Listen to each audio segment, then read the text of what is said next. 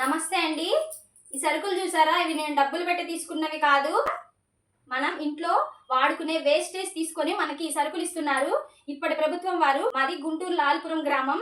మన దగ్గర వేస్టేజ్ అంటే తడి చెత్త కాకుండా మనకి మట్టిలో ఇంకనివి ఉంటాయి కదా, ప్లాస్టిక్ ఐటమ్స్, ఇంకా వేరే అట్టపెట్టెలు, పిల్లల బుక్స్, పిల్లల బొమ్మలు, ఇంకా మనం వేస్టేజ్ పాత్రలు ఏమైనా సరే అండి తీసుకుంటున్నారు. వారానికి ఒకసారి, నెలకు ఒకసారో మన ఇంటి ముందుకే వస్తారండి. ఆ వేస్టేజ్ తీసుకొని మనకు కావాల్సిన సరుకులు మనం తీసుకోవచ్చు.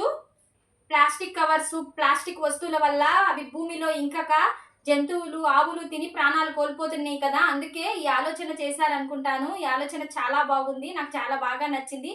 మీకు ఎలా అనిపించిందో కామెంట్ చేయండి. నమస్తే.